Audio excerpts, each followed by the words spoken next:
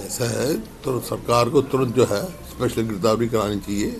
जैसे आज भी मेरे को बहुत सारे गांव के मिले हैं, नांदल गांव के मिले हैं, उनकी काफ़ी ज़मीन खराब हो गई। आसन गांव के हैं, सारे हुए हैं जहाँ पे कहीं एक आसन इस पे कंसाड़े में नहर टूट गई थी।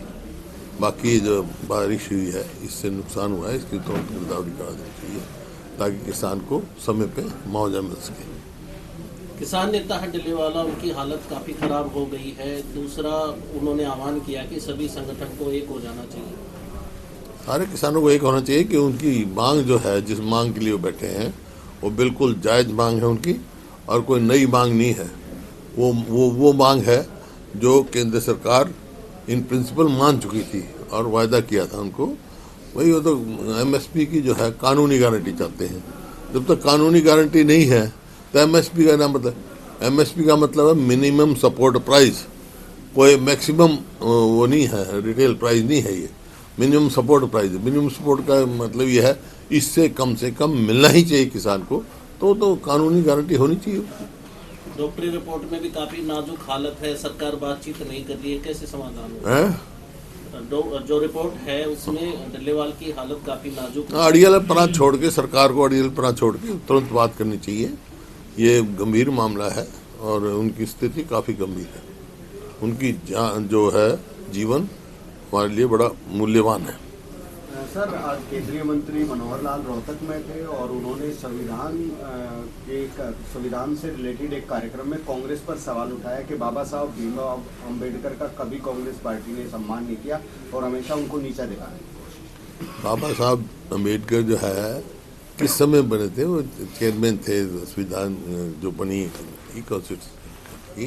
मेरे को मालूम है, मेरे स्वर्गीय पिताजी थे, वह सदा सम्मानित रहे और उस सम्मान की वजह ही उनको वहाँ पे बनाया था। काबिल आदमी थे वो। उनका मुख्य रोल है कानून, ये संविधान बनाने में। उन्होंने तो यहाँ तक कह दिया कि Pandit Nehru accidental prime minister बन गए थे, नहीं तो डॉक्टर बाबा साहब भीमराव अम्बेडकर या सरदार पटेल प्राइम मिनिस्टर बने। ऐसा है, जो स्वयं एक्सीडेंटल चीफ मिनिस्टर बन गए हो तो ऐसी बात सोचेंगे। अब हेडलाइन लगा दी होगी,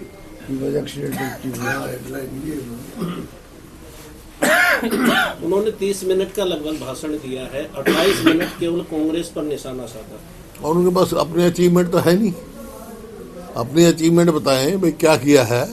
जो प्रदेश 10 साल मुख्यमंत्री जी, जो प्रदेश प्रति व्यक्ति आए, प्रति व्यक्ति निवेश में, नौकरी देने में नंबर 1 प्रदेश था, आज कहाँ पहुँच गया भाई। उन्होंने ये भी कहा कि जो जिस तरह से कांग्रेस ने चुनाव से पहले के 400 पार आएंगे तो संविधान खत्म कर देंगे, ऐसी कोई बात नहीं। लेकिन कांग्रेस के समय में जब नेहरू की सरकार थी, 1952 में चुनाव हुए थे, उन्होंने पहला संविधान संशोधन 1951 में बनाया था। संविधान में संशोधन का प्रावधान है, तो संविधान खत्म करने का नहीं है, समझे ना। अब जो एक 1 नेशन 1 इलेक्शन क्या मतलब है? संविधान है सबका प्रजातांत्रिक वो है, तो संविधान खत्म नहीं होने देगी कांग्रेस।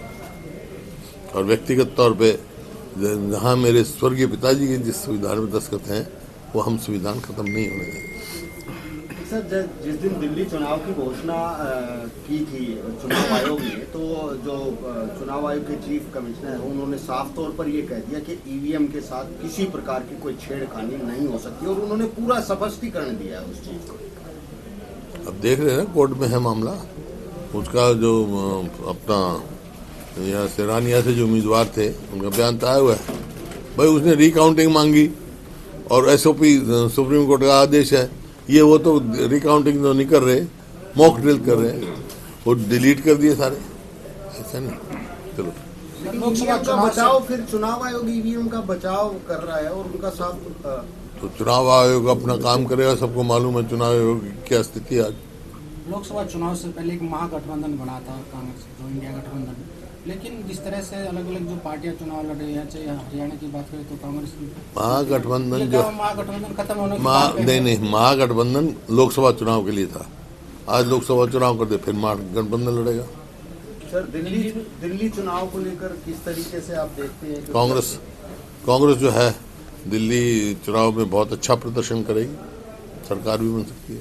लेकिन कहीं ना कहीं वहाँ पर मुद्दे गायब हैं। सिर्फ ये है कि मुख्यमंत्री का बंगला मुद्दा बना हुआ है और तरीके की चीजें ज्यादा मुद्दे हैं ही नहीं ना भाजपा के पास।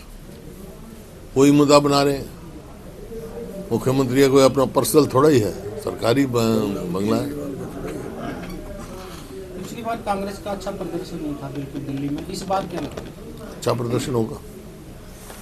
सर कानून व्यवस्था को लेकर किस तरह से देखते हैं, क्योंकि आए दिन प्रदेश में लूट डकैती हत्याएं हो रही हैं, जो कानून व्यवस्था चरमरा चुकी है बिल्कुल। और जब तक कानून व्यवस्था दुरुस्त नहीं होगी प्रदेश का विकास नहीं हो सकता।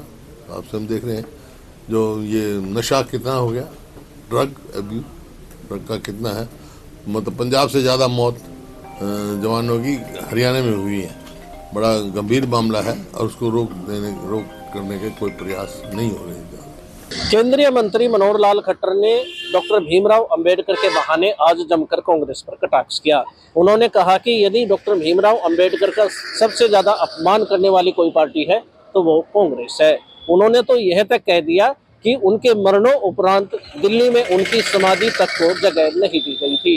साथ ही मनोहर लाल खट्टर ने पूर्व प्रधानमंत्री जवाहरलाल नेहरू को एक्सीडेंटल प्रधानमंत्री घोषित कर दिया है। वहीं पूर्व मुख्यमंत्री भूपेंद्र सिंह हुड्डा भी कम नजर नहीं आए। उन्होंने पूर्व मुख्यमंत्री व केंद्रीय मंत्री मनोहर लाल पर कटाक्ष करते हुए उन्हें एक्सीडेंटल मुख्यमंत्री घोषित किया है। भूपेंद्र सिंह हुड्डा ने कहा कि 9.5 साल के कार्यकाल में मनोहर लाल खट्टर के समय में प्रदेश पर केवल कर्ज बढ़ा है। गौरतलब है कि डॉक्टर भीमराव अंबेडकर के बहाने कांग्रेस और बीजेपी आमने सामने आ गई है। दोनों ही नेता आज रोहतक में थे।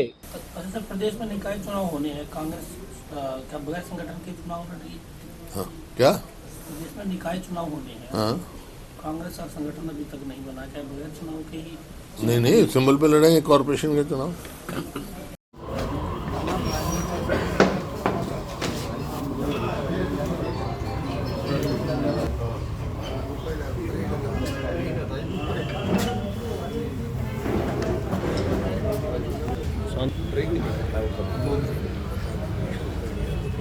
बहुत